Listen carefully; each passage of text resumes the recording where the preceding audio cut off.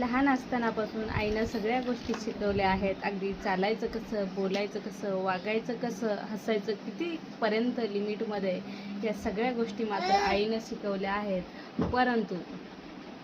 परंतु आई मात्र ही गोष्ट तू विसरलीस बरं का. कारण सासरी गेल्यानंतर फक्त राहण्यासाठी आसरा आणि खाण्यासाठी 2 घास यासाठी पूर्ण आईपर्यंत शिव्या खायला लागतील, ही गोष्ट सांगायची आई तू विसरून गेलीस. आणि हे मी आज वेगळंच अनुभवत आहे.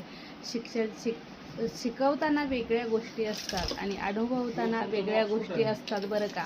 कारण शिकवणं आणि अनुभवणं आणि घडवणं आणि घडणं हे खूप वेगळ्या प्रकारचं असतं. त्यामुळं ज्या गोष्टी शिकतात त्याच गोष्टी तुम्हाला कराव्या लागतील असं नाही. जीवनात प्रत्येक पावलावरती प्रत्येक अनुभव हा वेगळा असणार आहे. त्यामुळं अनुभव शिकवतं सगळ्या काही गोष्टी.